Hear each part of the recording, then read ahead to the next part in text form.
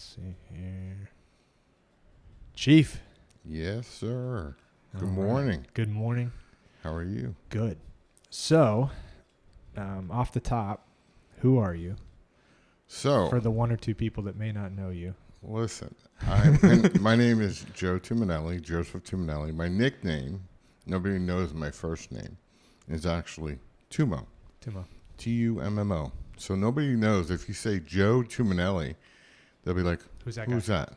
If you say Tummo or to me, they will say, oh, yeah, I know chief. that guy.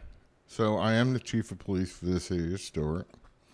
I've been with Stewart this year in March of 31st. Will be 27 years with the city. God bless you.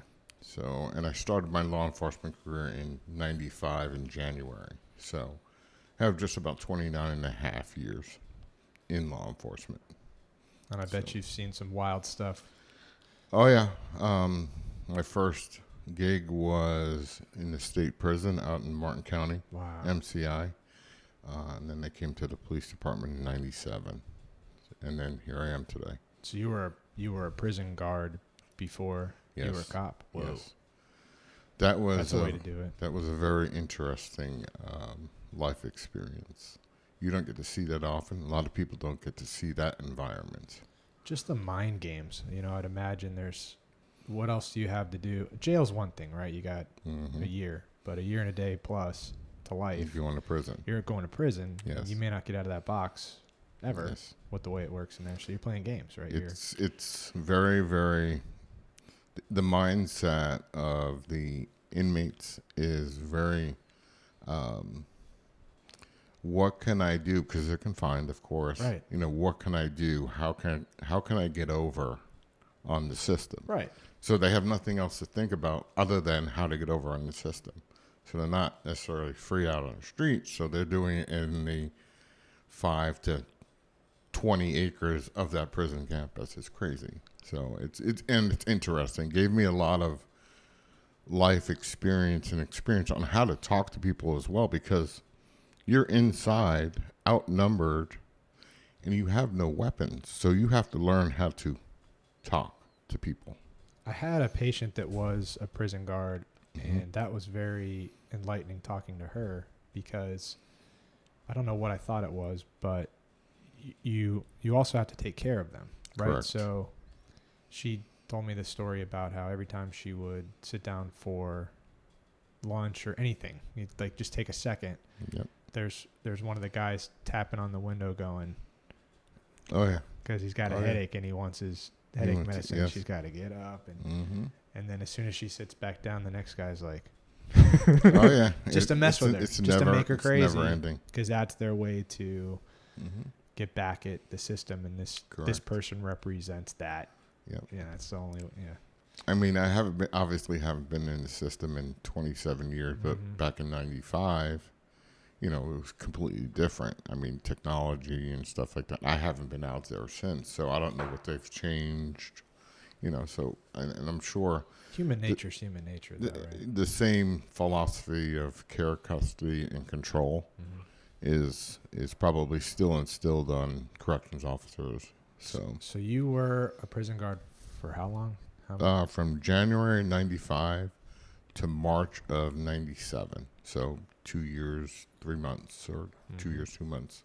And then you jumped into Stewart PD? Yes. So I interviewed with Stewart Police, and I was a reserve at first, so non-paid officer. During the time I was at prison. Do we still do that? Yes. Okay.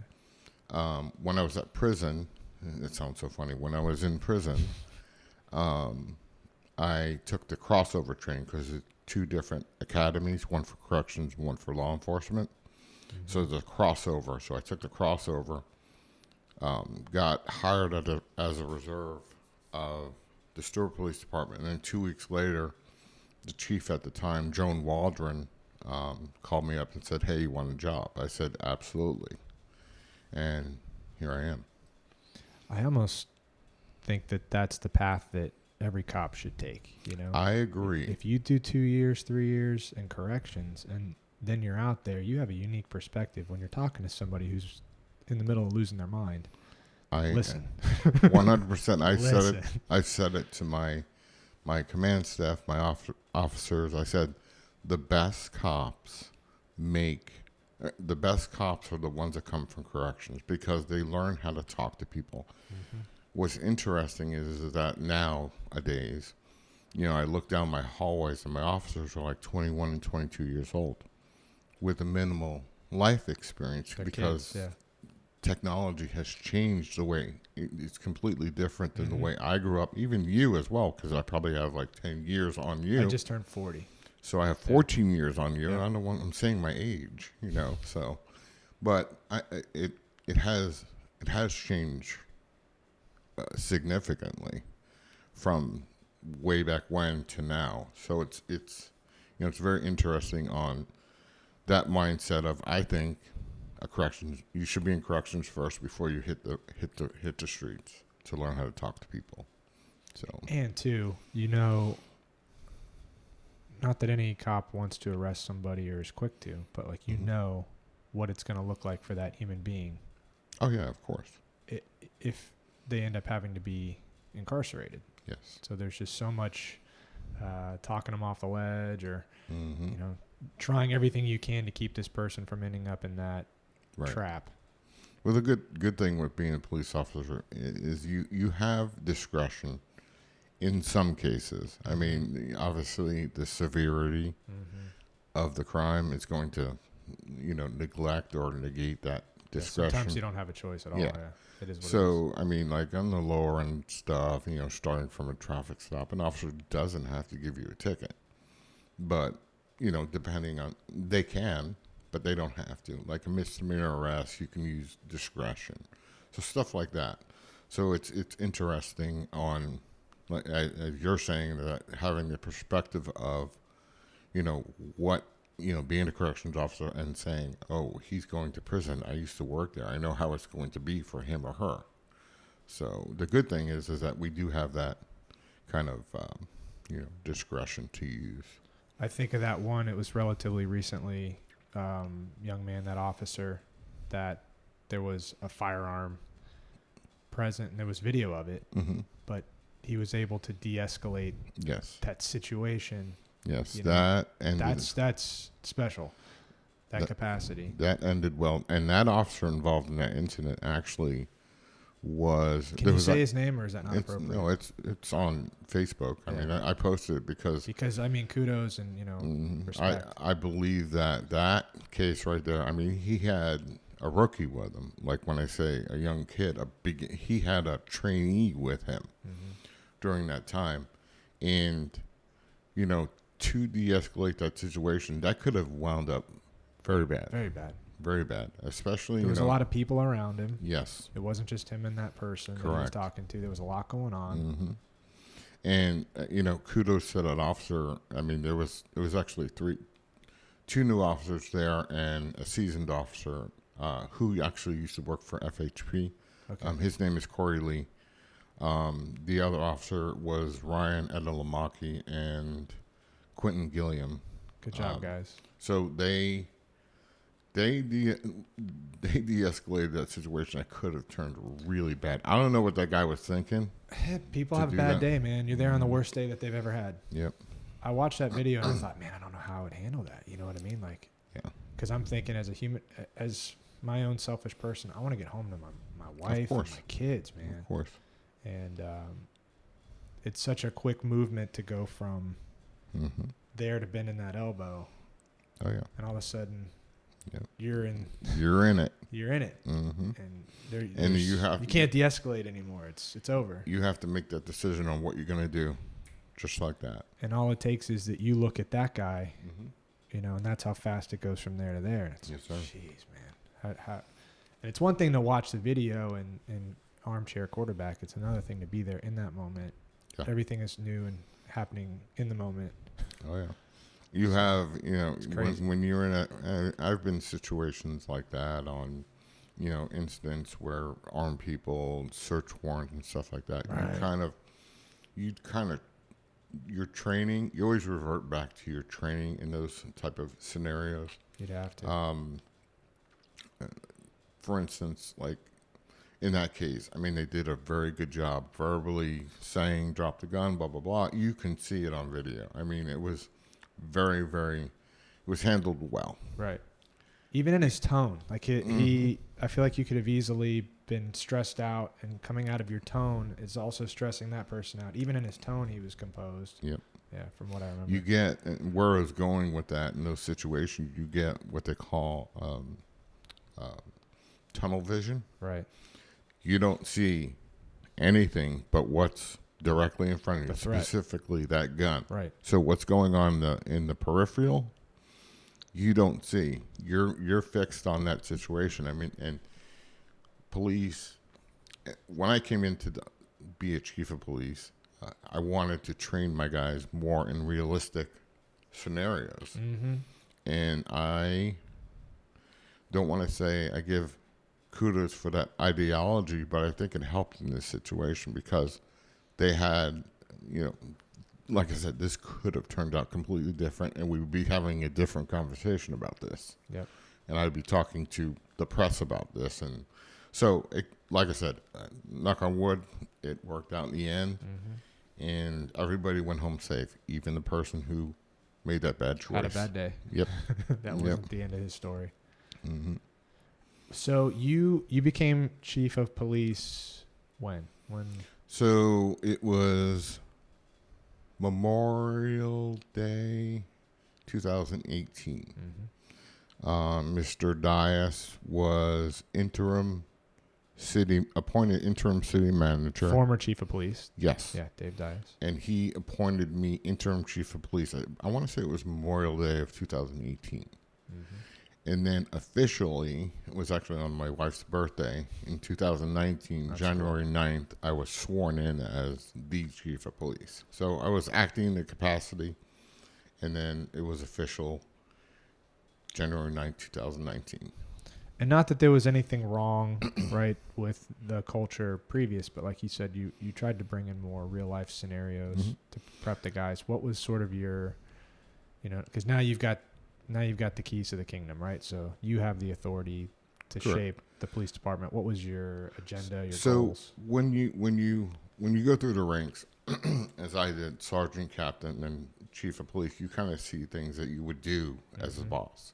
Your wish and list. When I came into office as the chief, David Dias actually built a very, very high mound for me to stand on. He had high expectations for the police department, and had no issues the way it was ran. It was ran very well. Mm-hmm.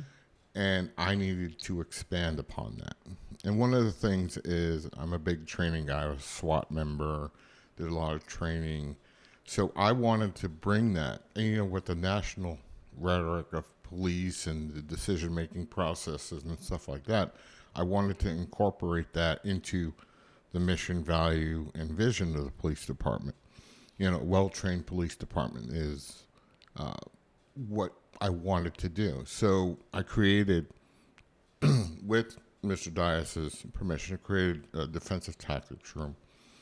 I created a standalone training officer. What's a defensive tactic? So we used to have corporals. They were like second in command of the shift, and I took their office away from them.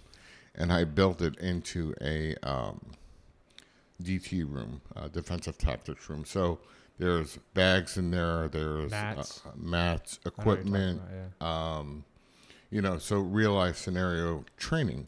So what I did was I assigned a police officer, a training officer, made him a training officer, and instructed him to grab two guys while they're working, bring them in there, bring them into the room. If they're not busy, not working calls and stuff like that, get them in there, do some DTs, do some scenario training, do some knife training. Yep. With that said, in addition to that, the real life firearms. So the extra firearm practice for these guys and gals who work for me, that officer takes them down to the range on duty. So they go through scenarios. So like I told you before, is that you always revert back to your training in situations. So the more training you have, the better you're going to handle a situation. Will it sometimes go awry? Of course. It's human nature. You're going to do something. But if you've imprinted that pathway Mm-hmm. a gazillion times, And that's my goal is to do that. that's going to is be the keep path doing of that. least resistance Mhm. in a Yep. hairy moment. Yep. So, like, for instance, tonight, my SWAT team has training. There's an email. It's public information. They're going to be doing training with what they call CS gas. It's a gas that will deter individuals from Tear gas? Is that what it it's is? tear gas. Yeah. And so they put an email out to the officers if they want to come in and get exposed to it. Because if you're not exposed to it, you're Right. not going to know what to expect when something really happens and when we have to use it. And in my tenure as chief, I only have ordered the use of it because I'm the only one that can say use it. Ordered the use of it on one time. And, officers who are new and not been put in that type of environment, which is very uncomfortable, to be quite honest. Right, your They get- eyes. Eyes, your whole body, tears and the mucous membranes and Right. stuff like that. You So, can't see. so one time, and Mr. Dias, when he was chief, I was a captain. We had to utilize it, and it works very well. So to get somebody out of a house and de-escalate a situation. Mm-hmm. So it was it's good. So I offered that out to my officers to where they can come if they've never been exposed to it. I mean, you can stand downwind from it and still Get wrecked. yes, Yeah. and still get exposed to it. So the good thing is that putting them in that situation in a controlled environment, they know what to expect. When you're in a real environment, they're going to know what to expect because they Right. already had that. I have felt that before, kind of Yes. thing. Mhm. Yeah. And then you can just focus on what's unique in the situation instead of being overwhelmed by that feeling. And that's one of the other reasons too of why there's requirements for officers to get sprayed with pepper spray Mm-hmm. to know how it feels, and to even get tasered to know how it feels. Because if I'm gonna use a taser on Yeah, you, if you're gonna pop me, yeah, let me tell you something. That in my career, that's probably one of the most uncomfortable things to get done. but I've seen some clips Oh yeah, of people that it's I don't know very if they're- effective. if they're on drugs though, but it seems like some people can walk through a taser.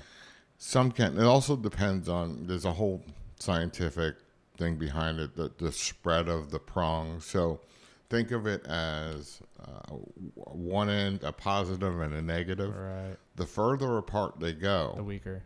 no, the stronger Really? because it's covering more muscle mass. Got it. The closer they are, you'll have less effect. Right. Now, mind you, drugs do take a part in that, and there is some type of resistance of guys walking through it. But for me, You haven't experienced that. oh no, You I taser do and they not. go I down. rather get sprayed than tasered.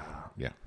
So and getting sprayed is very uncomfortable as well. So, but they have to go through that so they know what it feels like. Is it as just well. the one time, or is that something that? One time 5-second ride,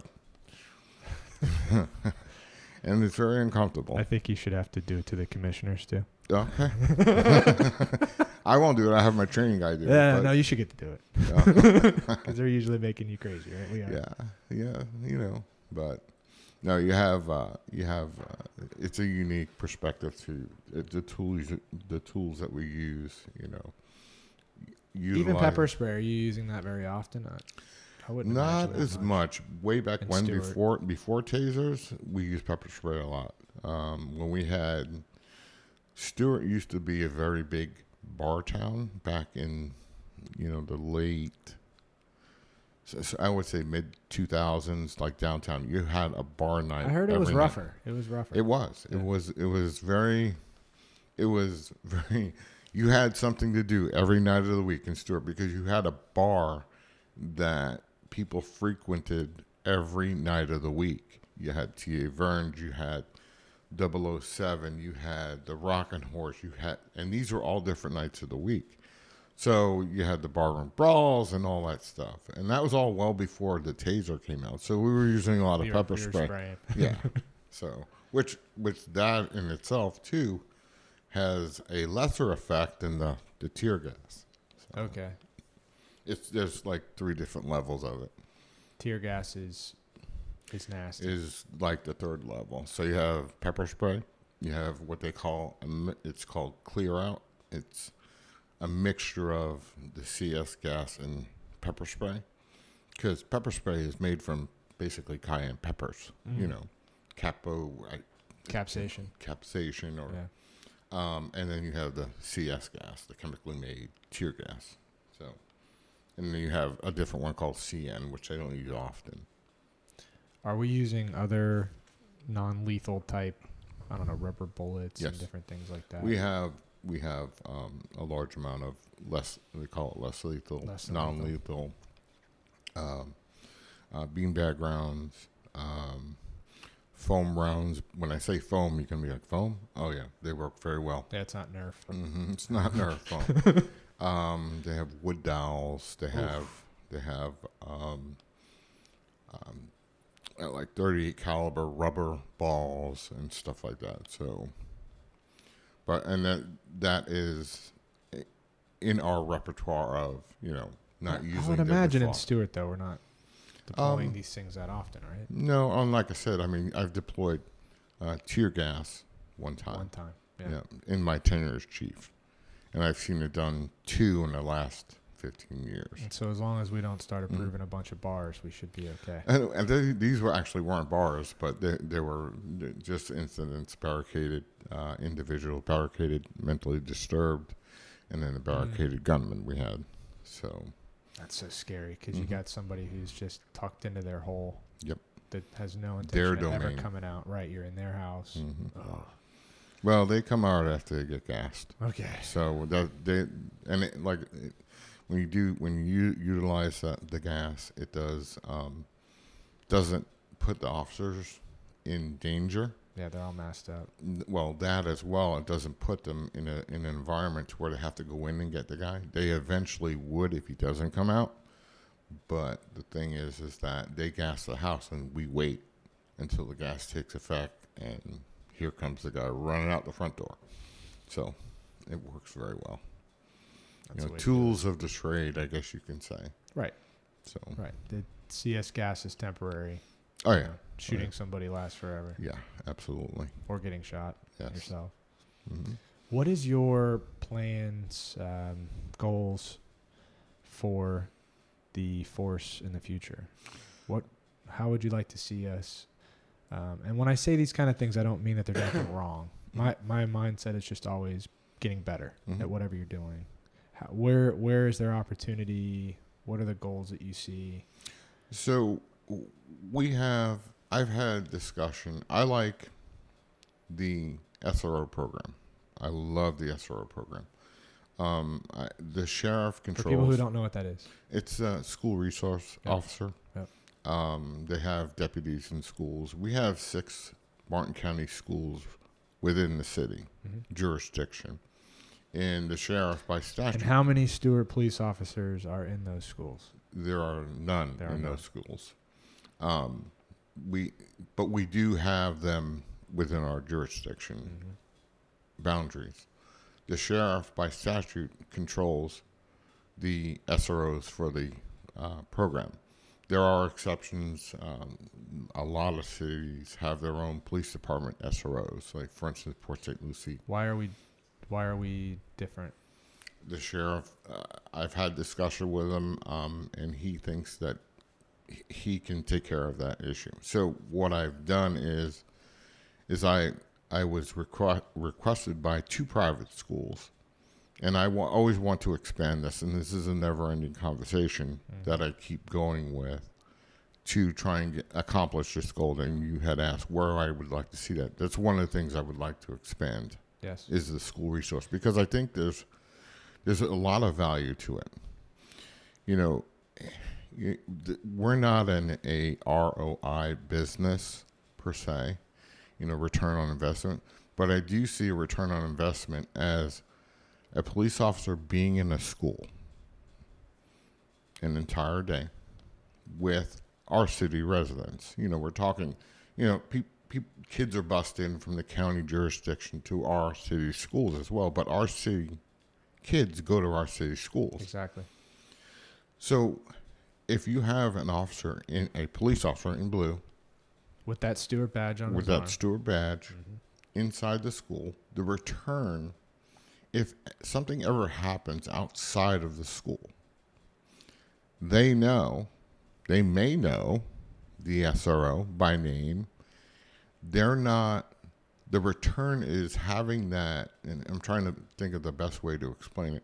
The return on investment of having an SRO in the school is by far probably the greatest thing if the child or kid is ever involved in a crime, a victim of a crime, the family members involved. They have this personal feeling of they know a police officer, especially a city police officer. So that return is there. We're not in the business of trying to make any money. And where I was going with the private schools actually requested us to have an SRO at their schools. I'm going to tell you St. Joseph's and Redeemer because we had to do resolutions for it. And they actually have a security fee, and they pay for that officer. And they love having that. So the discussion. Why does because I'm with you, right? Like you have kids turn into adults, and you're winning the hearts and minds of these kids by being available for them in school. They get used to that uniform. They get used to those badges. They associate you with good. And so when bad happens and we show up, it's not scary. It's not a threat. Right. It's an extension of Tumo, who was my SRO. Like, Correct. It's all good stuff. Correct. Versus having zero relationship with that uniform and just, knowing Martin County. I mean, but how do we get there, right? Like, what's the obstacle? Why is the sheriff, nothing against him, but why is he have jurisdiction over our schools in our district? Well, it is Martin County. So, and but being our own police department. The sheriff of Martin County is, I'm going to say this, is very, very helpful to the city police department. And great sheriff. Everybody loves him. Love him to death. Nothing negative implied. nothing negative implied. It's just that he wants to keep his SROs within the schools. It's always a discussion between him and I. I'm trying to get that ball rolling with it. And, with me having... What is the school board's role in that? So, does the school board give him that jurisdiction, or is that authority come... The authority comes from the law. Okay. So... the law, state law? I believe so, yes. Okay, state statute. So, you've had the Marjorie Stoneman Douglas board, and they created rules and regulations and laws. Before that, we had the opportunity. I had several opportunities to ask, can we do this? So I think where you were going with how does the school board fit into this whole SRO thing? Yeah, if that's where the authority came from. So the funding is school district. It's school district, but there's, I want to say there's like a 85% coverage. And, when we talked about the ROI, that 15% is worth its weight in gold. Yeah, with you. There's intangible ROI. It's not all just money. Exactly. 100%. So, like I said, it's a constant discussion with the sheriff, and so you trying said to get up that north done. in Port St. Lucie, the city has been given that authority over by the county? I do not know when, but I know they do have SROs in the county schools. Because just as a model, you'd almost look and see how did that get accomplished. Right. I don't know when it did. And pitch that at Snyder. So. Because I agree, man. That's. And like I said, I mean, this. I can call him up right now. I said, Sheriff, I need this, and the greatest thing is he's like, you got it. It's the greatest thing ever. I need any air assets, helicopter. Yeah. I call him up. He's there. Oh yeah. But with how crazy the world is, I would not have any problem having two cops. Have one of each of you in there, right? Just to make sure that school's safe. Well, I know that 2 high schools. I think the law, if it's over 1,000 students, You there get need to another be one? 2. There you go. So we do have our jurisdiction. We do have Jensen Beach High School, and we do have Martin County High School. We annexed them in probably 5 or 6 years ago, I believe.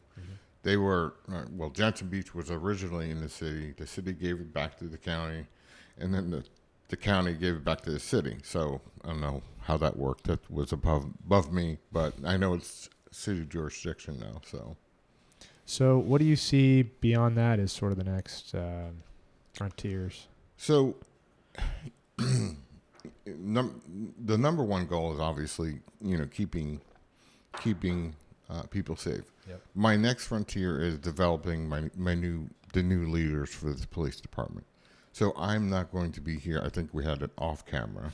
I'm in the drop. I can leave. What does that mean for people who don't understand? So at 25 years in the FRS system, a high risk, you can go on what they call a drop program. Technically, you are retired when that happens. But when did you drop? When did you go on the drop? 2020. Okay, so you're technically retired. Yes. I went in 2020, and so I am the governor. It was originally a 5-year drop, so I would have to leave at 2025. So the governor, the governor is very police friendly. Yes. He goes through, thank you, Governor DeSantis. He goes, gives new officers coming in bonuses, gives officers from out of state bonuses coming into the Florida, to be a police officer. So what he did was he changed the law regarding SROs as well, to where they can come back. If they're retired, they can come back as SROs on a shorter time period when they leave the FRS system. But going back to the drop system, you have May 30th, I went into drop 2025. I need to leave May 20th, 25. That was the old drop system, was 5 years. Since then, the governor has extended it to 8 years. So my new date is May of 2028, or tomorrow. And I can leave at any time. And you wonder, did that come out of demand for, hey, we need some of these seasoned guys here to make sure these younger guys know what's going on? It is. And one of the things, we're going into the succession of the police department. One of the things is that the retention and hiring is a big thing now with policing, because every industry, like 20 years ago when I started, you had to be on a wait list to become a police officer. Now we can't even find qualified candidates. I'm having politically it's brutal, right? Like, yeah, absolutely. If you're a cop, you could one bad day and somebody accuses you of something. And, yes. I mean, the body cams are there for you guys. And, that's a whole nother discussion, is body cameras. Because when I first started, there was no cameras. I didn't like the fact that they were putting cameras in my car. But now, as chief of police, cameras, and even captain, and growing up with the camera system, the best thing that could ever happen. It's going to create a culture of transparency. Yes. Yeah. 100%. Yep. So my goal for the department is succession, making sure that I leave the nest very well. Leave it better than you found it. Right? Yes, very well taken care of. And like I said, I have to go in 2028, or I can finish this podcast and leave right now. You're not going. You got probably the best gig, man. I do. I have good bosses. I have good people working for me. I have a good community too. I mean, I like You're not getting shot at every day. No, yeah, we don't want that. No. But the succession of the department, I think I brought it to the point to where I want it to be, training wise, getting people here and hand selecting people. We're having trouble, and it's not just the Stewart Police Department; it's everywhere, statewide, nationwide. The succession of the police department. I want to make sure that I have people in place that know how to do my job, how to know do the guy below. So that is one of my goals, is to make sure that is happening. And in my mind, I think it is. I've given a lot more control to my senior staff to run the department. I've been doing a lot of projects around the department, things that needed to be done, like moving the impound lot from the city garage to the back of the I know a department. lot of people that live over there appreciate that. Mm-hmm. That was an eyesore. Yep. So I've heard a lot of. I don't know if you get a lot of thank yous personally, but I've heard a lot. Not about that. Yeah. But I do get a lot of thank yous. It was complaints initially, but now it's thank yous. Mm-hmm. Yeah. But yeah, we're moving that out of there.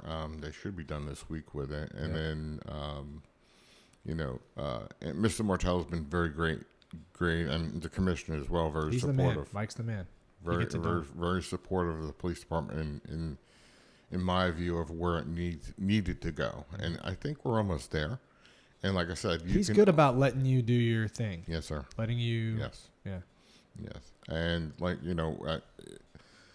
when I say, getting to the point, I mean, there's little nuances or little things that we needed to get done, and I think I've accomplished that. Good. And, still moving forward. That, like I said, going back to my big thing is making sure the bed is made when I leave the house, when I'm done, when I walk away from the city of Stewart, the police department, policing in general, to make sure, okay, Tumo did this, thank you. He left us this nice mountain we can stand on.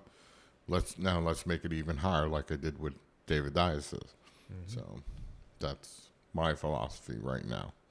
And I'm also thinking about, I don't know if I want to do it now or when I leave, but one of the things is changing the mission and vision, kind of adjusting it.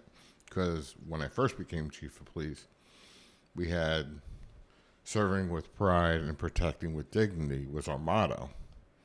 So I changed it. I had an outing, and we had a retreat, and I handpicked selected officers from every level within the police department, officers, sergeant, captains, and lieutenants, and they came up with the mission of the police department. Now that's awesome. Now it's selfless, proud, and dedicated instead of serving, protecting with dignity. So I was thinking about doing that again because you're supposed to be readjusting about every 5 years, but I'm going to leave that for now, and see where that goes. Maybe I'll have my 2 senior staff, I have 2 captains under me, make that determination if they want to do that, because they'll be here, I won't. Right. So you'll be on the beach. Maybe. Kicking it up. Or skiing. Oh, you're a snowbird? Oh, yeah. Okay. I'm from New York City. Okay. So, that makes sense. And we actually never went into where I came from, but I'm originally from Where'd New you York come City. from? Let's talk about it, man. You're So from New York. New York City. New York City. I grew up in Staten Island. I moved to Florida, Port St. Lucie when I was 21. Is that when you started in corrections? No. Oh, no, before that. No. I started corrections when I was 25. Got it. So I moved here in 89 from New York City. Why would you move to Stewart? So it's a funny story. My dad was a sanitation worker for New York City. Okay.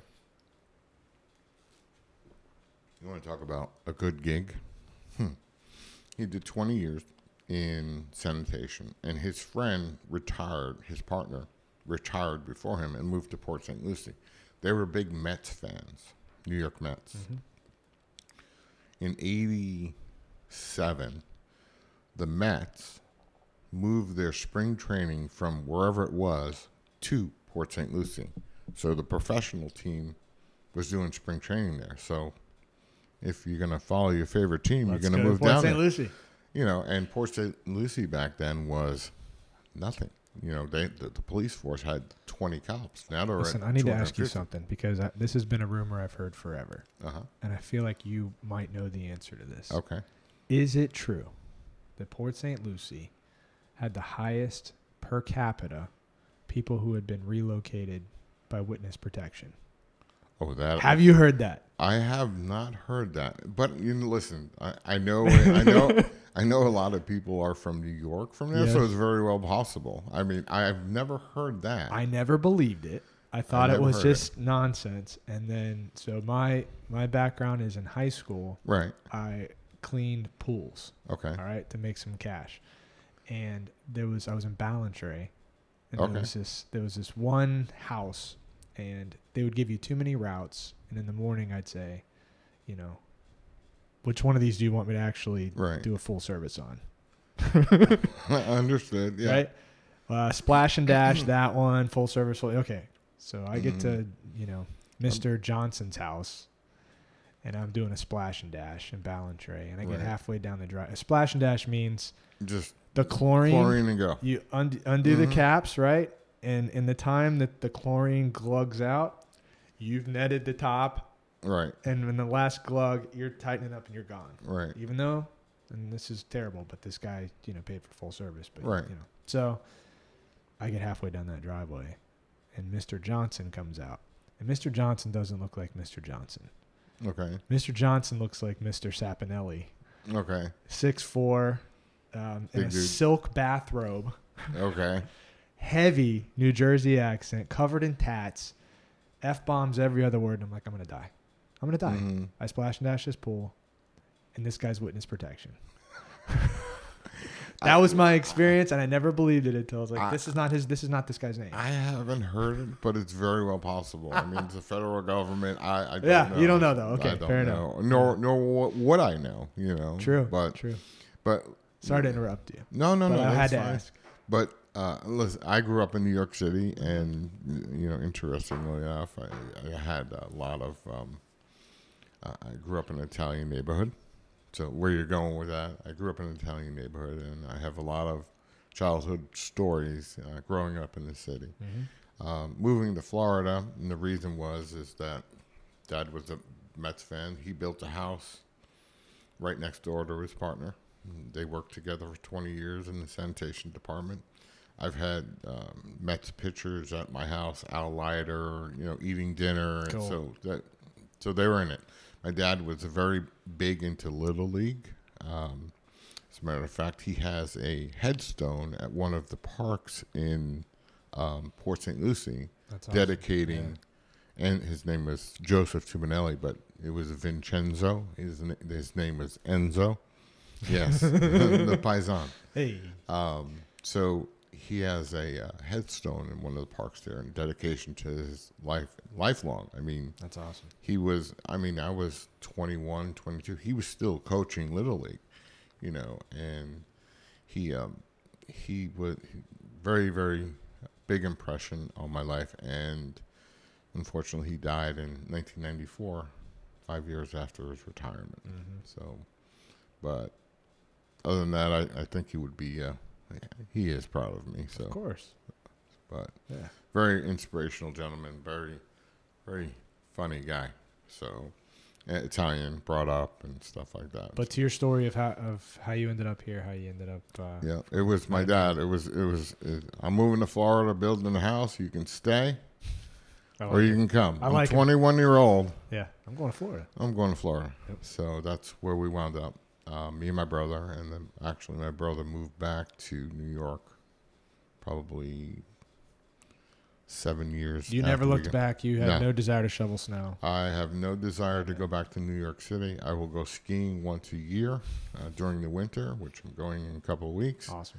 And other than that, what did you do before you were at corrections? So a few years before corrections. when I came to Florida, I wanted to be a cop, and I tried to do. Port St. Lucie had maybe 25 to 30 cops. Now they have over 200. They're huge. Right. So I wanted to do that, but in the interim, I worked on golf courses. You said Ballantrae. Actually, my brother worked at Ballantrae, the golf course there, but now called Stewart West Cobblestone. It used to be called Cobblestone, out by 714 and 95. Yep. When it first was built, I worked out there for many years, and I then went into the electrician union, and I worked for Edwards Electric. And they were sending me. That's a good gig. They were sending me to school, journeyman school, and all that stuff. And one of the, as a matter of fact, I worked on the Stewart Water Plant during that time period, and then the one on Jensen Beach Boulevard as well. And I realized that, like, as a first-year apprentice, as an electrician, you did all the grunt work. So here I am in Florida heat. Now, mind you, Yeah, I in come from New August. York. Right. You're And in I'm the like, attics. so, and it was mostly digging dishes. I'm like, there's Yeah. no way. No. I'm like, this is crazy. It's drenched in sweat. I'm like, there's no way. So that kind of, I come to the realization that, I'm a lot smarter than that. Let's use our brains. I mean, don't get me wrong. An electrician is a really good trade, especially if you become a journeyman and really good at it, and especially in the union portion of it, even owning your own business. But the work wasn't for me. And even in New York, my uncle owned a landscaping company, and I ran that, and it was all commercial landscaping. It wasn't cutting grass; it was putting in grass, trees, and grading and stuff like that. So it was actually new build landscaping. So I had a lot of experience in mowing grass and planting trees and all that stuff. So I brought that to Florida, and decided to go to the Corrections Academy, and then here I am. So, but it's a good story. Oh yeah, and you'll be snow skiing full time in no time. Maybe if I can afford a house out there. I mean, there's now millions of dollars. It just seems like everything's gone through the roof. Oh yeah. Locally, we feel like it's expensive, but absolutely. I mean, where do you go that it's not? Absolutely. Even we went to Bach Tower Gardens. You know what that is? My wife and my kids. Is that the one in the middle of the state? Yeah, it's west. Yes. Mm-hmm. So we went out there. It's like Sebring area. I know what you're talking about. And where it's like in the middle of nowhere. Right. Like there's not much going on out there. But there was this new development, and up on the signs, and it was funny because it was. I wonder if there's any relation to the local Laytons, but it was like Layton Landing or something. I was like, oh, maybe. I wonder if they're. But even out in the middle of nowhere, the houses, it was like starting in the 350s or 4s. Oh, yeah. I was like, wow, even out here, because you just can't build something it's new, affordable. It really has. I mean, when I moved here in '87, I think my dad paid $79,000. Yeah, I was gonna say $80,000 for a house. $79,000, but that same house today is worth $450,000, $500,000. Mm-hmm. So you wonder how that all gets sorted out. Yeah, when I got married in '92, and had the opportunity, because the block we lived on, there was no houses on there. There was really nothing out there in '89. I had the PSL. I had the opportunity to buy lots. You didn't for $1,000. Oh each. yeah. Oh yeah. Now they're $100,000 more or more. Yeah. So I look at my wife every day, and I'm like, really? The 12 or 13 grand we got for our wedding? Yeah. We could have had 13 lots. So, but nobody knew, man. It was swamp absolutely out there. not. Nobody thought that was ever going to be. I mean, Gatlin out south, I guess it's south, was dirt road. We used to go. We used to go shooting. I was a redneck. 95. I was a redneck in high school, so we would go out in our Jeeps and trucks and stuff. I had a Wrangler, and we would go out where off of Becker. Duda's Land. Yeah, it was nothing.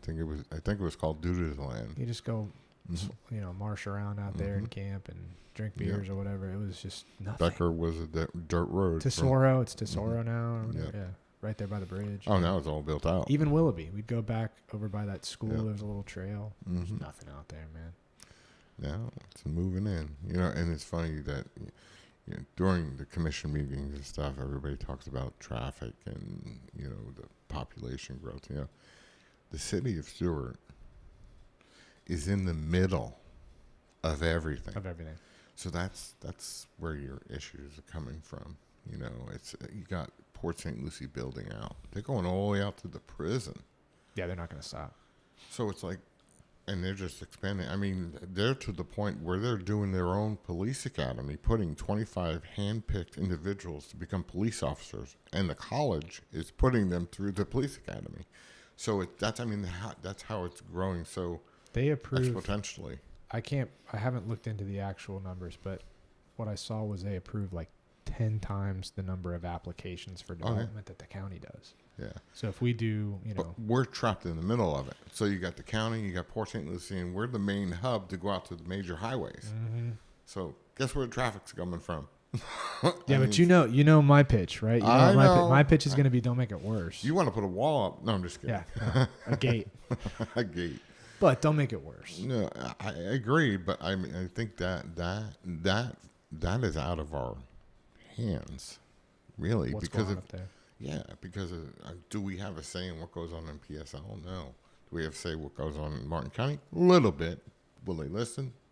Probably not. But I know we're going to redevelop, mm-hmm. which we should. I think the city is due for a facelift. Mm-hmm. My hope is just that we don't shoot ourselves in the foot by going full urbanized, right, and that I think of like the stuff that John Layton did over here, the Engelvolker building. And some of those houses, or even at the time it was considered overly dense right next to the high school or the school board building right there in high school. In the Stitman area? Yeah, those 2-story kind of townhouse. Even that was kind of dense at the time, but now relative to the stuff that's getting built, right? It looks and feels like Stewart without being crazy dense. Right.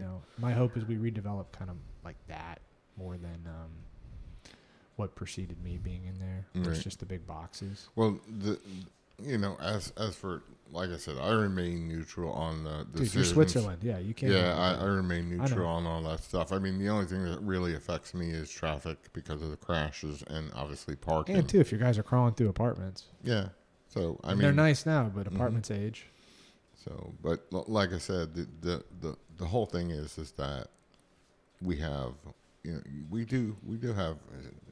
It gets worse during the winter months, but we do have some traffic. I mean, it doesn't also help that they're doing all this construction too. So that's another, another knife in there. You're starting to sound like me. And listen, I mean, I of course I have my opinion, but like I said, my main objective is just to make sure everybody's safe. Exactly. So, and stay right on that middle line.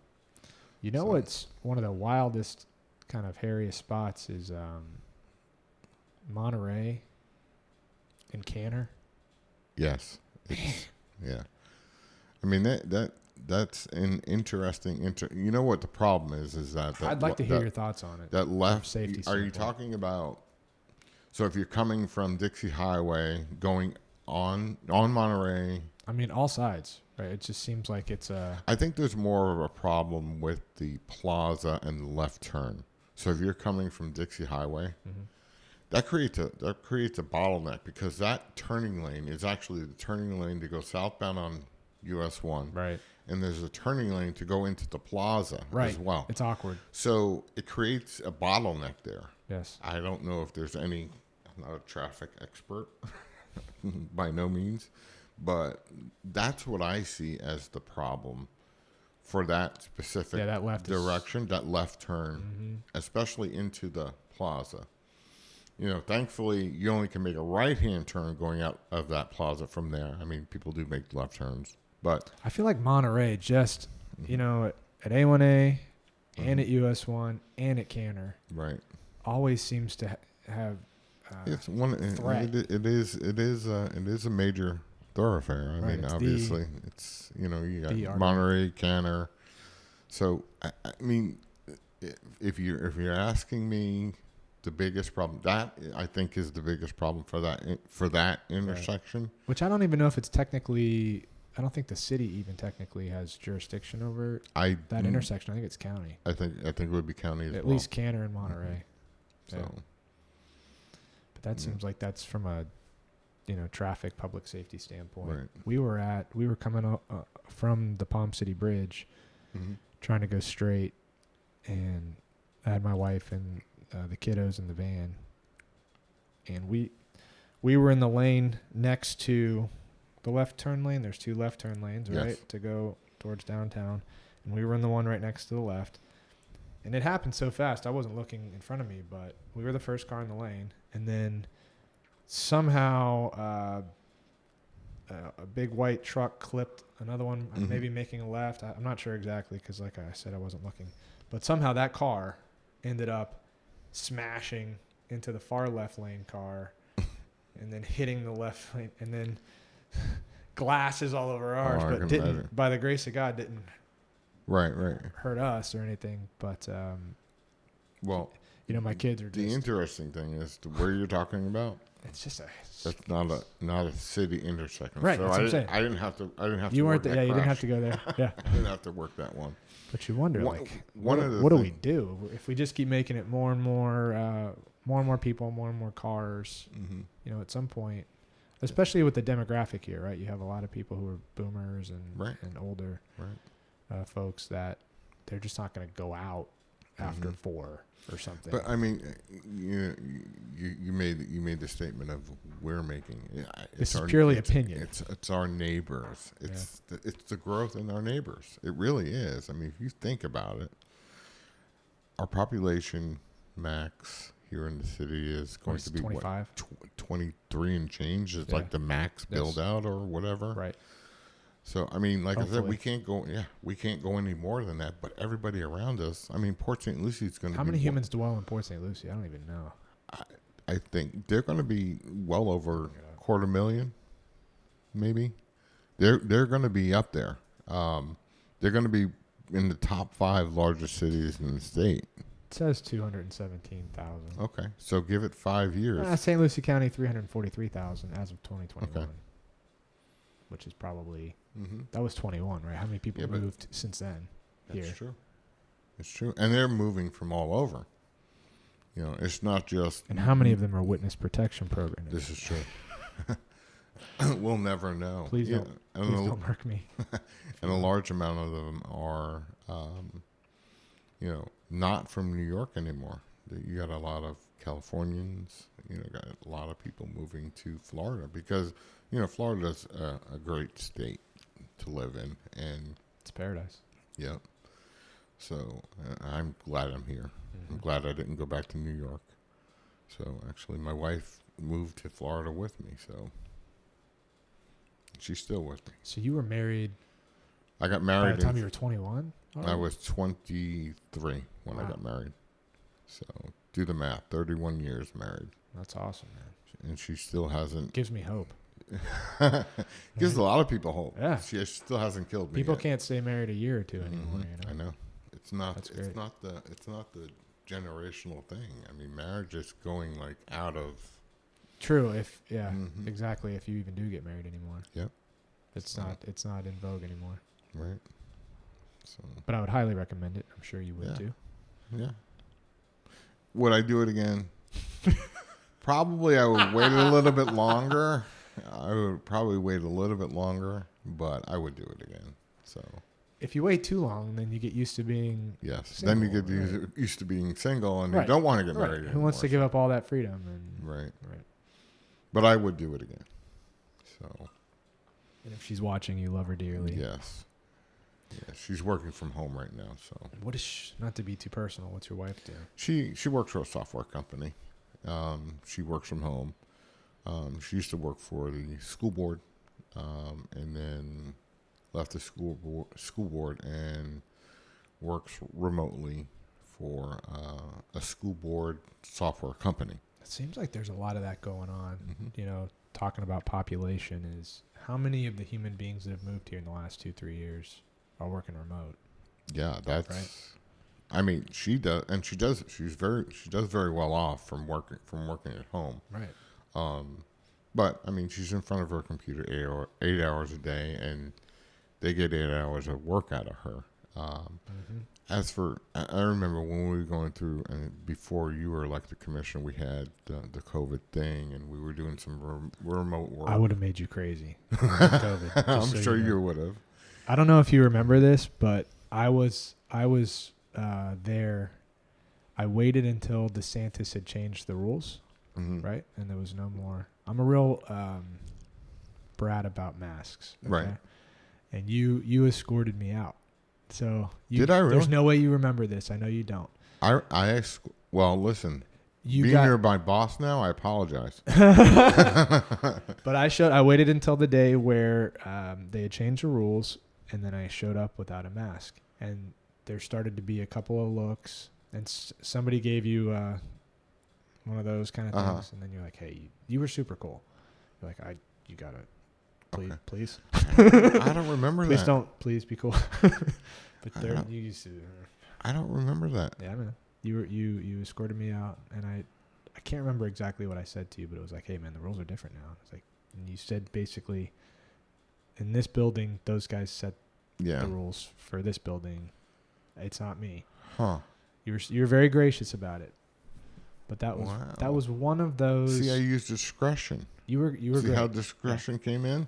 And I like to think I wasn't a jerk at that moment either. No, I don't. But I at don't least even to where you remember- don't even remember, right? I don't even remember the incident. But that was one of those things that made me, feel like I think we need some different people up there. Mm-hmm. Just if you want to wear a mask kind Right. of thing. But I just thought, people should be allowed to be in that room and participate.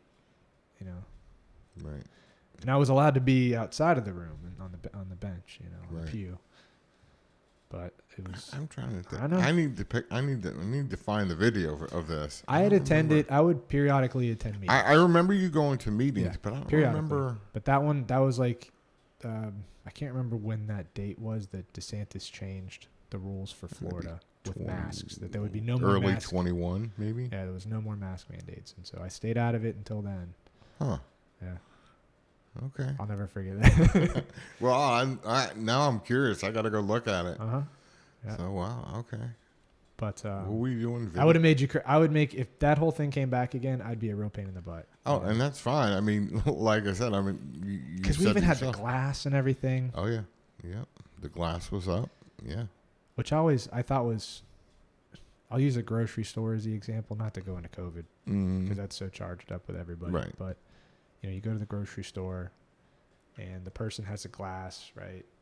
But they're handing. They're touching all your food as you go. Beep, beep, beep. And you're gonna bring it home. Bring it home with you. Yes. Like the absurdity of it all. It wasn't like it wasn't. No one was trained on how to be sanitary, I guess you can say, or sanitize. And in my world, like I'm a chiropractor, right? My world lives and dies on research. Right. Right. So peer-reviewed research. What's the collective understanding? There'll be disagreements. There's a spectrum of thought on a thing, but there'll be some consensus. And the mask thing was very strange because there wasn't a collective peer-reviewed consensus on masks or the 6 foot thing. The 6 foot. Like you go to the bank and there's like these who decided that 6 feet is it was just like this arbitrary thing that somebody came up with that now you had to enforce. Right. Because whose idea was this? And somehow it was I don't know. It was a unique moment in time. Well, we don't want to go back to that time. Yeah, I know you don't want to. Don't want to even go back to that time anymore. So yes, we've dealt with it. We're done with it. We're never over going to it. do it again. Yes, So. And you just hope that we've grown. And hopefully, I don't have to throw you out of another meeting without a mask on. If you do, it'll be for bad behavior, arguing. Like a true Irishman. No. Nobody's not for giving an opinion and or argument. I talked to Lee about it, and Lee's take was, in our you have like state statute, and then you have our personal code of conduct. Right. And I was like, can I get thrown out of here by another commissioner? It seems like that would be, right. If you have like a minority vote in our commission, I'm the minority vote on most things. Right. Like you could just remove the pain in the butt minority vote. From I know I'm going way into deep water with you, but I would not. But his take was no, you can't. You can't. Now, if somebody comes in there and is belligerent, public, yes. Or if I became if I lost my mind, was physically threatening somebody, then it's a little bit different story. Right. Now it's into a different realm. Right. But by state statute, if I am available, I have to vote. Yes. For me not to vote, I have to abstain. I can't just not. Correct. Right. And in state statute, from my understanding, it's a governor. Mm-hmm. So unless Ron, you're an elected official. Unless Ron gets mad at me, none of us can. Basically the public are the governors who unseats you, not correct. Whoever the mayor not the is, sergeant at arms or the mayor. But yeah, But yeah, I mean, I wasn't there during that meeting that you're referring to. I know what you're referring to because I've heard of it. But like I said, I mean, during those situations, of course, Becky was just trying to figure out what to do with me. Of 'Cause I course, was there's going to be interrupting. disagreements. I mean, you're gonna have disagreements. I mean, and if you the way I would manage disagreement, okay, and if the mayor, if you're ever mayor and you say, hey, Sergeant at Arms, Chief, whoever, hey, can we have some order here? Yeah. There's certain things I'm not yoking a commissioner off the dais, and but we have to agree with everybody. We don't have to agree with what everybody says. Well, Robert's Well, Rules of Order is what we follow, right? Correct. So that there are protocols for that to maintain order Right. in that meeting, which I was grossly violating.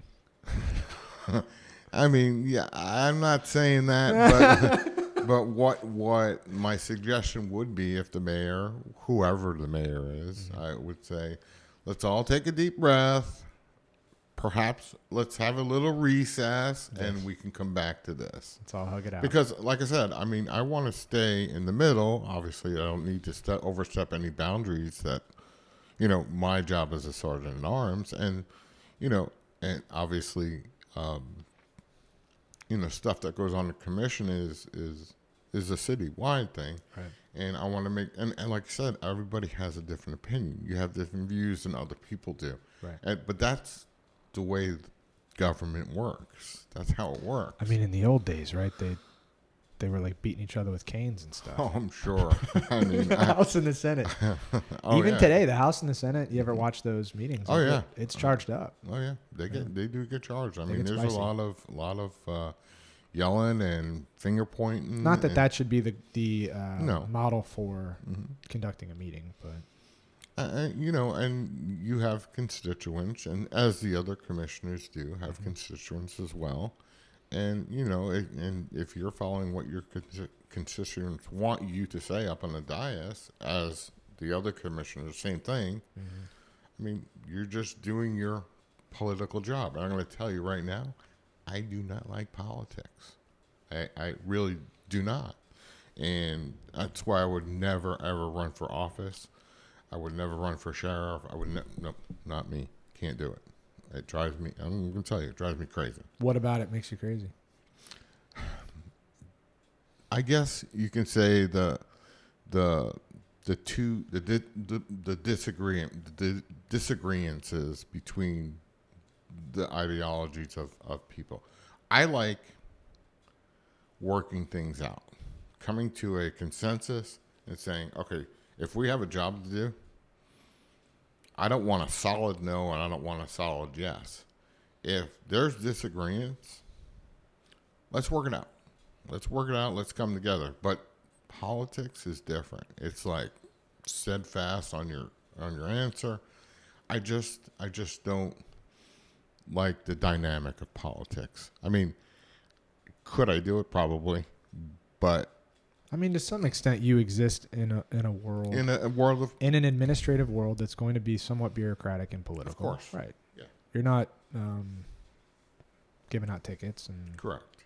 you know. I'm answering to the people who get the tickets and yell at me for my officers giving them tickets. True. Fair enough. So, Yes. so and that's where the political side comes in. I'm like trying to be I really don't want to be the heavy, but if you deserve a ticket, you deserve a ticket. But, and like, going back to the politics of my job, obviously the sheriff is more of a politician than I am. I'm just the chief of police, but I do have to have some politics. I'm not fond about it, but it is part of my job. Mm-hmm. But I'm just not, I would never be a politician, I guess is the better answer for me to say. What's been interesting for me to observe and participate in is often when I think of politics, Mm-hmm. and it's at every level it seems like, but often the issue is not the issue.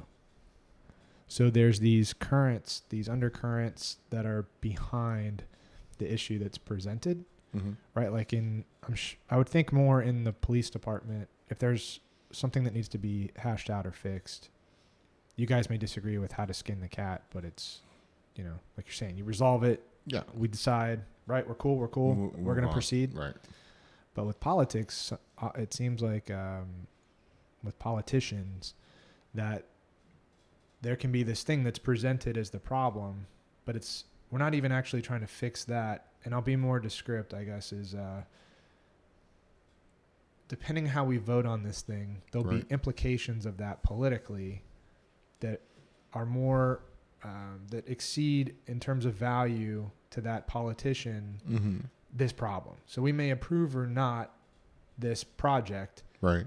But depending on how we vote, there'll be political implications of that, right? Right. Mean more to me than whether or not this project gets approved. So even though we're voting on this thing, it seems like sometimes that politicians vote against even what they think would be their best interest. I see. Or the interest of constituents or anybody. And that actually, because if I vote for that, that means this, and that for that other politician or whatever.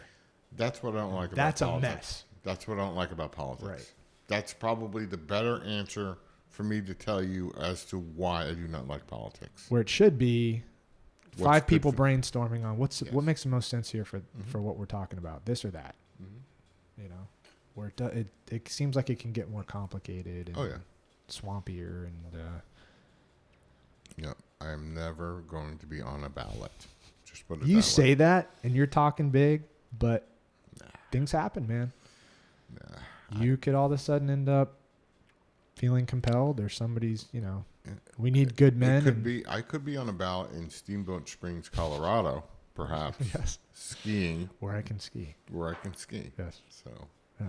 But I just, it doesn't interest me. Politics do not interest me at all. Obviously I follow the legislative changes for policing and stuff like that. And, I'm on the Florida Police Chiefs Association for the state. I'm a district director for the Treasure Coast on the state level. And we have some intricate workings with the legislators, representatives, involved in making laws and stuff like that. I'm a junior chief on the state board. So I didn't get to go yet, but I think I'm going up to one of the sessions in. What does that mean, a junior chief? So, I'm the newest district. There's 16 districts in the state for the board of directors for the Florida Police Chiefs. Okay.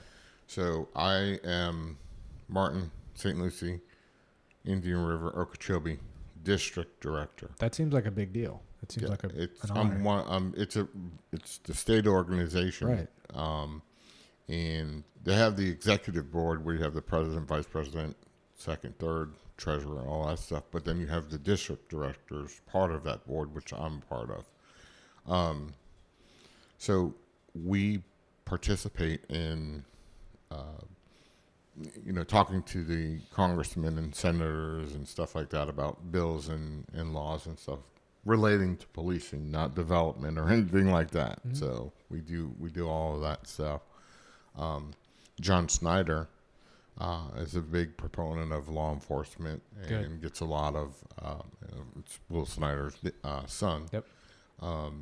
Gets a lot of done for policing and traveling criminals and enhancements and penalties and stuff like that. So it's being in the politics. I mean, that's the legislative side of it. I mean, it's still politics, but I haven't had to go up, but I think I'm going in late February to one of the sessions and, get to talk to some of the committees and stuff like that. So I haven't had that experience yet, but I'm looking forward to it. But as a junior, you're going to end up on a ballot, man. I can feel it. You're slowly not going to happen. So for me, I'll endure the politics because I have no desire to ever leave. Right. So I'm not going to retire somewhere. I hope to work until I'm dead. I like what I do. I don't want to. My retirement is intermixed with my current work flow. Okay. So where you're more of the traditional, right? You work your butt off for a period of time. And now I'm going to go relax. I will have a Tuesday or a Thursday to go to the beach with my kids, kind of thing. But I'll never stop working. Go surfing. Yeah, but I will never stop. Well, I don't think that's the chiropractic way: is you adjust till you die. But I will endure the political nonsense because of that. Because I want to stay here. I want my practice to be here. I want my kids to be here. Right. I have no intention on ever leaving. So to have an impact and have input, you know, and I- what gets built, or, you know, how we're going to try to fix traffic, or are we going to approve 30 units per acre or 15? Right, you know, right. like with each one of these things, that's And worth the headache. you're champion of that, and we live in a really good city. It's heaven. What's that? It's heaven. Oh yeah, Yeah. we really do. And you know, you're the champion of your constituents, of what you know.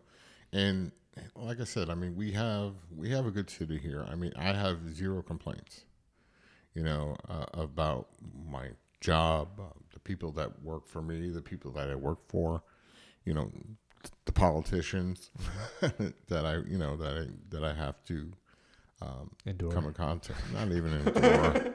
You guys give me no problems. I Yeah. mean, there's no issues, but you know, it's a good place to work here. I mean, and to live. I mean, I used to live in the city, but I moved up to PSL, so it's like, How dare you?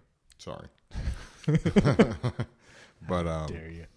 you know, so So you have no desire to stick around, and well, I'm gonna try to suck you into running. no. I tried to do this with Rudy too, Chris Rudiger. Oh, did Yeah. you? Yeah. Dude, we need cops that are, I think ex-military and cops and you know, public safety people make great, because you're grounded. I think you become You're great politicians, man. You're not gonna Yeah. get sucked up into the nonsense. You become, when you become a cop, you become, I guess, diplomatic. Like, learn how to be diplomatic, how to handle problems, and But you also, on a day-to-day basis, like I said before, you're encountering people at their worst. You see the ugliest side of everything, so you're not lofty. There's Right. humility there too, and diplomacy. It's a Mhm. nice cocktail, right. you know. I am not running, All right, fine. Chris. I am not running ever. We But we need more military and cops and Mhm. you know, people like I that have in public. I have, if I may, I need some police officers. So if anybody out there, you know, come see me. We need to hire more. And I need no, I'm down 5. So I need 5 cops. Yes. So to hire to come up to my level of full force. And I need some dispatchers. So if anybody out there wants to be a dispatcher or a cop, Talk to Tim. let's go through the process, you know. Is it something that you guys have ads out? Yeah, go to City of Stewart website, go to careers, and we have part-time, you have probationary police officer and dispatcher. Does Roz sort of Yeah, she share kinda, that nationally, or how does that work? So it goes out on its government jobs. I think it's governmentjobs.com or something like that. It's within our city system of NeoGov, and you can apply. Anybody, you can apply nationwide. I believe it goes on Indeed as well. So we get a large amount of applications. There's a lot of unqualified candidates that apply. What kind of qualifications would you want to see? Well, it depends. I mean, I know there's different obviously, jobs you have advertised, no, but like, you can't be a convicted felon if you're a cop, you know, or want to apply for a cop. You know, there's some state guidelines as well. You know, drug use, and there's a questionnaire. this seems like common sense stuff, though. There's a questionnaire on the specifically for police officer. You won't be able to get the application if you don't answer those questions accordingly. So if there's a disqualifying question, you won't be able to get the application anyway. So I think there's like 7 or 8 of them qualifying questions. But a person, they go through the police academy, Yes. right? So going back to that, I had a handpick. I'm handpicking 4 to go through the police academy. I'm sending So them when to the police academy. they put in an application, they have not yet gone through police academy. Is that how Some that works? have, some haven't. So, like there have been. As a matter of fact, I'm meeting someone today at 2 who is an ex-Navy. He's been in the Navy Awesome. 20 years. Hire that guy. And he's been around 20 years. He actually, I'm going to give him a conditional today. Cool. Hopefully he's not listening because it's supposed to be a surprise, but, you know.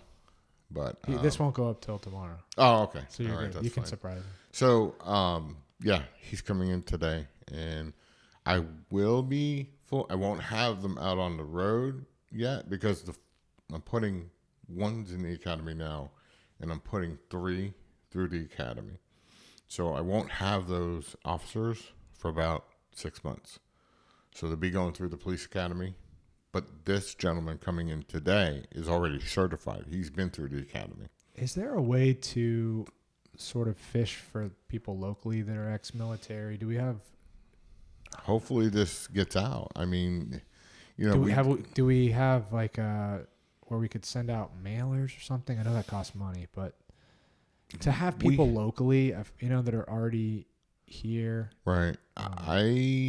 versus maybe not everybody's on Indeed.com looking for. So we have in the past hired locally. How'd it go? Good. We have. Joe Hogan's the local. Mm-hmm. And he's been around a while. He actually is ex-correction. I used to work out of the prison with him. Perfect. But he went from part-time to full-time. He's back to part-time. He does a Marine unit. He does all of our vehicles and stuff like that. So he's like the fleet manager and our Marine unit guy and community relations. He's part-time though. He's out on the boat? Yeah. That's cool. He's a boat guy. That's a cool gig. Mm-hmm. So I have like 3 or 4 boat guys, but so locally we've hired James Hall. He's one of my K-9. His grandfather was one of the first black officers of the police So department. that's what I'm talking about. Mm-hmm. Homegrown. Yep. You know who's here. You know who lives here. Mm-hmm. I feel like that's great police. Another individual who I am sending through the academy has grown up in Stewart. Mm-hmm. You got to remember, obviously I'm not from Stewart, but I consider myself now from Florida, I've been here for 40. I mean, if you're a police chief, you're like honorary. Yeah. No, I get that designation. Yeah. So I do have. I'm going through the officers in my head. I mean, I have a couple that grown up in Fort Pierce, local Florida.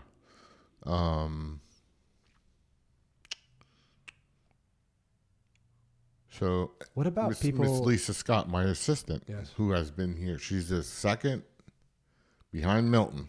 She's the second. Been here the longest. Been here the longest. Yep. What about how DeSantis put up the special kind of program for cops relocating? Mm-hmm. Have you seen? I know we got one guy, at least one. So, and that gentleman, I had a captain's position opening. Mm-hmm. Captain Heather Roth left, and Captain, I went outside. Mm-hmm. I needed to change the culture within the police department. Yep.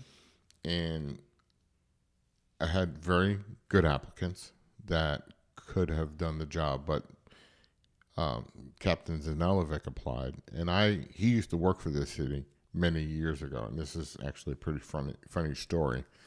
So I told him, he had called me. We had a couple of shootings, and he worked here.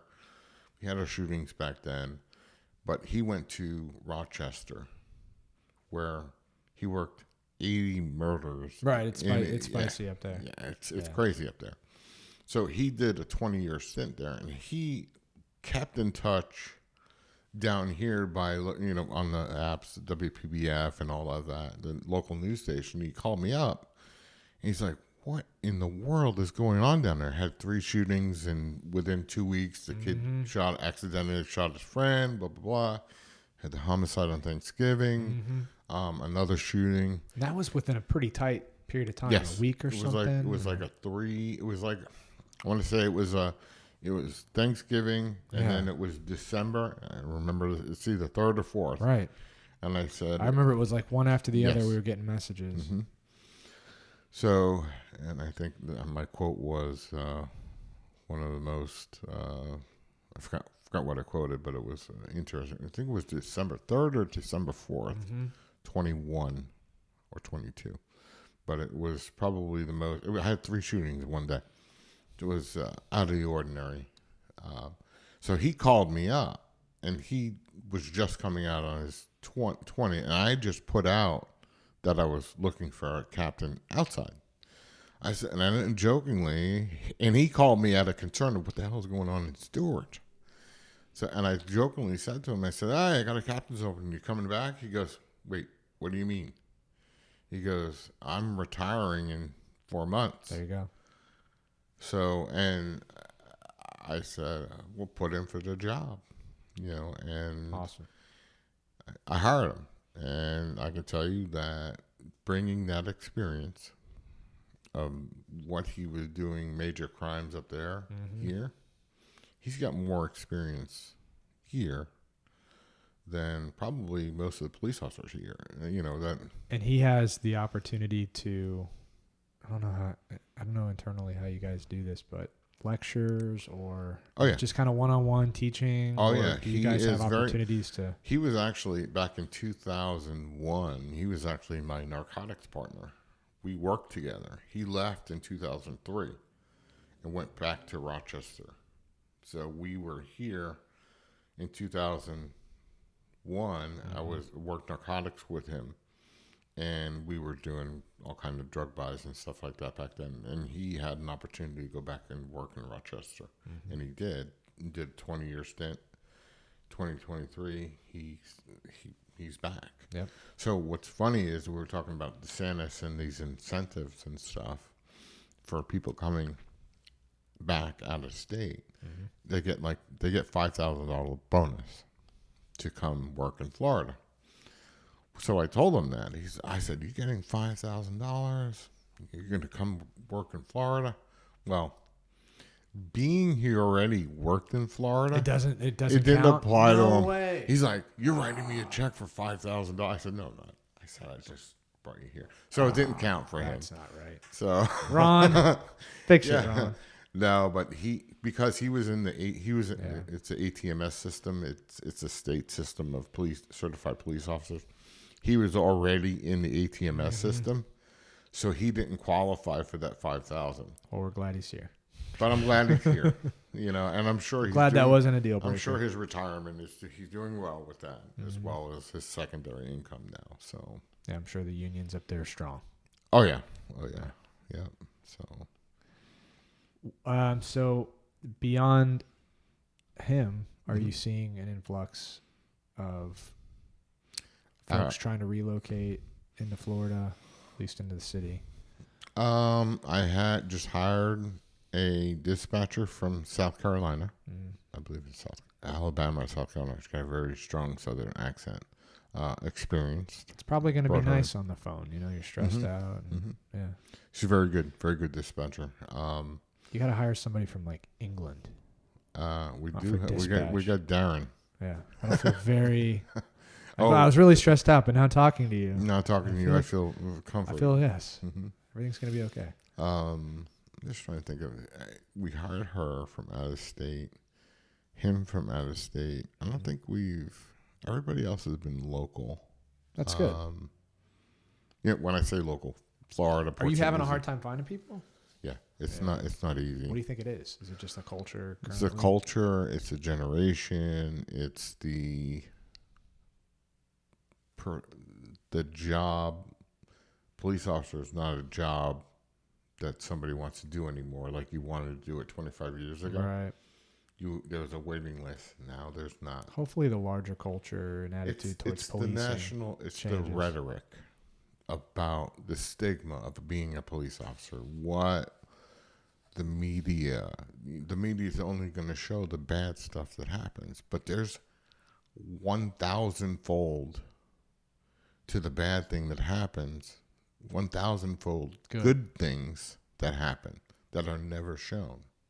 And one of the things I instill on my guys, and going back to what we do, is customer service. Yeah, we help people. I mean, that's what we do. I say it all the time. I said, we help the lady who has a problem with her Wi-Fi. Although it's not a police problem, that's what we're here for. That's what we do.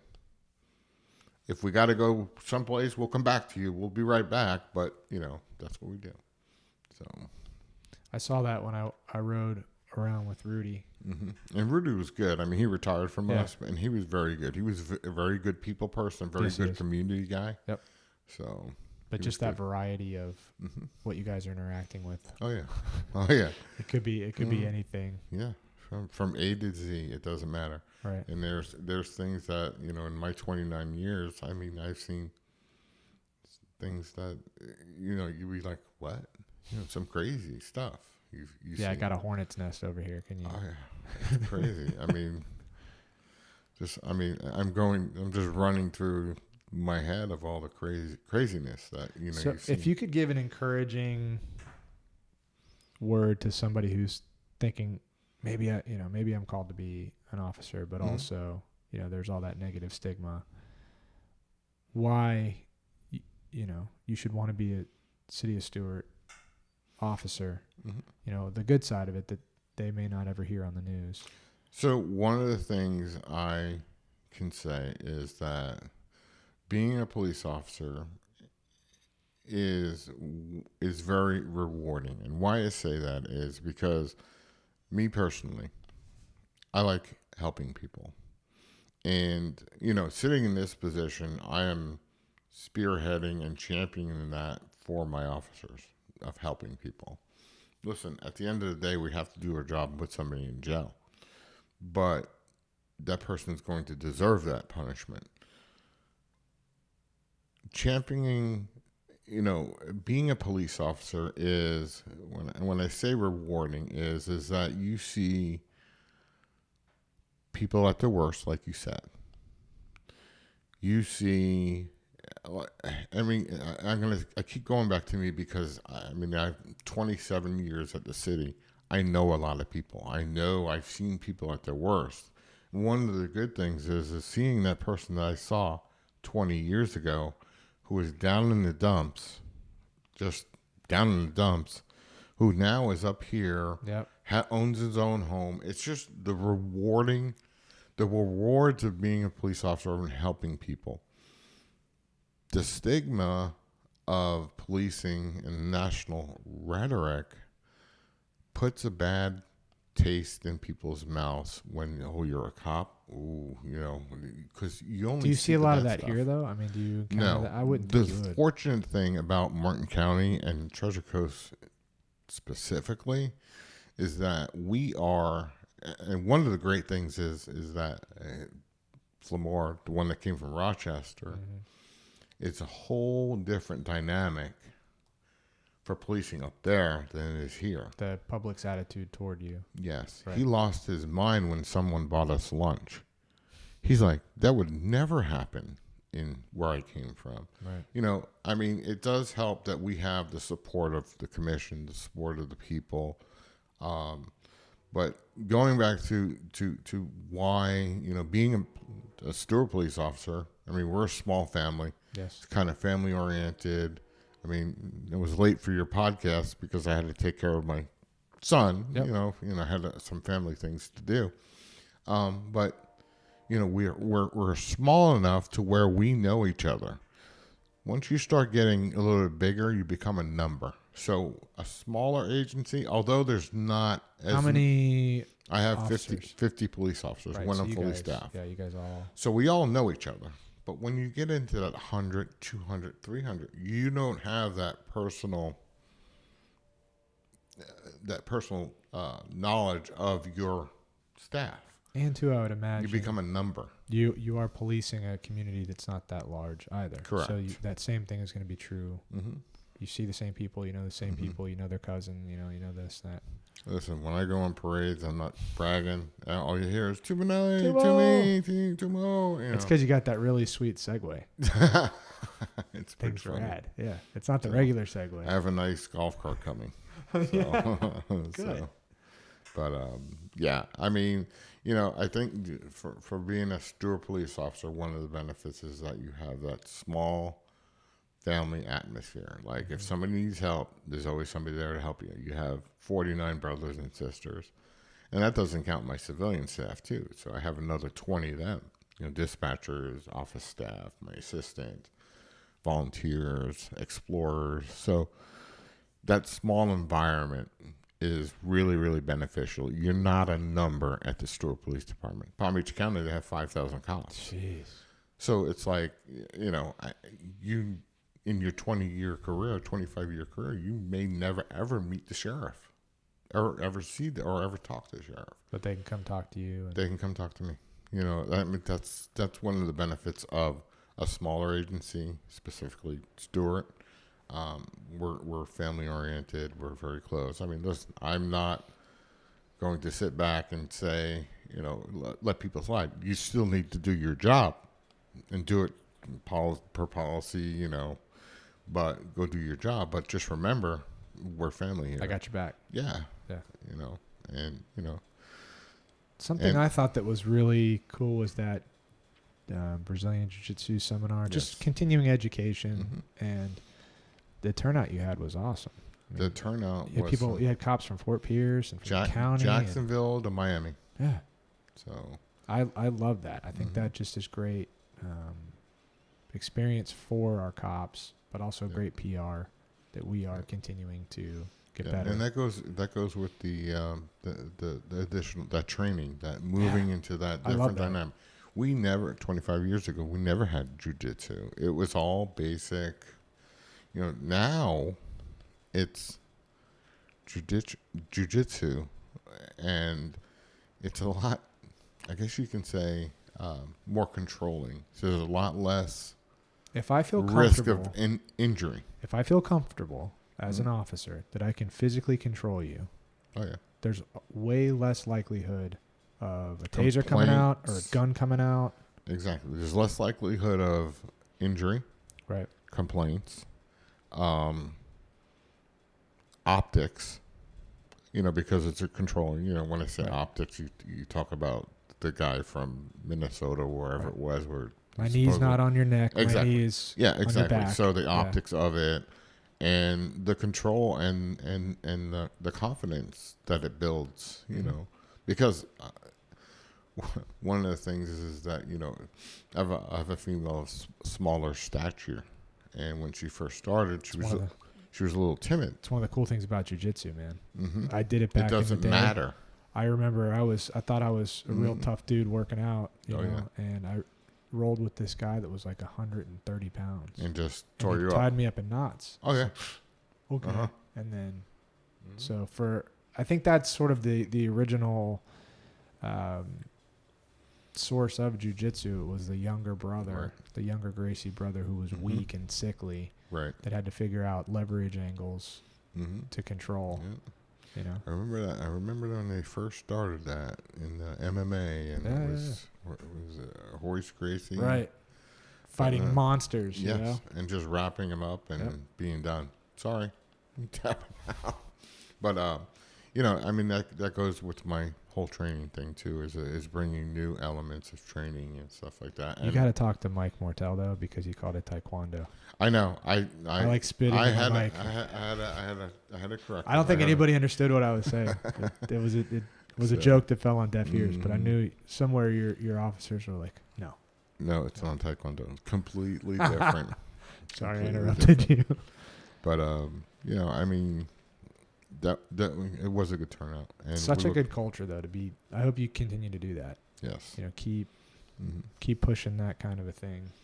Yeah, that's my goal, is to keep them going, and even when I'm gone, have them still do that.